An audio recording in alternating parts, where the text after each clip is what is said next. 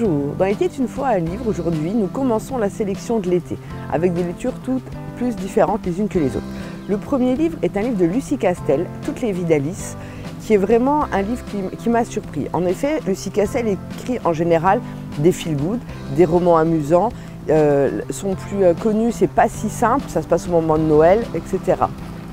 Et dans ce livre, elle nous raconte la vie de Sarah, qui a une vie très chronométrée, hein. Elle fait des petites fiches, elle sait ce qu'elle doit faire à telle heure et tout. Et tout à coup, elle doit partir chez elle, dans sa ville natale, à Aigues-Mortes. Ça fait 20 ans qu'elle a fui cette ville.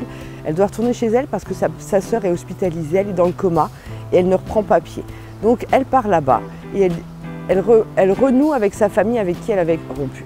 Ils essayent de trouver les raisons de ce coma. Ils essayent de refaire un peu le tracé de sa sœur.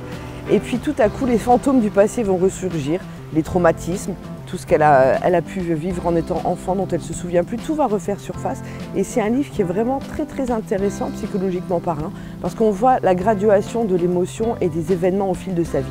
Donc c'est un livre vraiment intéressant que je vous conseille de lire. Il n'est pas du tout, c'est pas un feel-good, c'est pas un livre noir, c'est un livre, un roman tout simplement, intéressant sur la vie de famille. Donc je vous le conseille vivement, il est disponible à la médiathèque de Romba, ça s'appelle Toutes les vies d'Alice de Lucie Castel.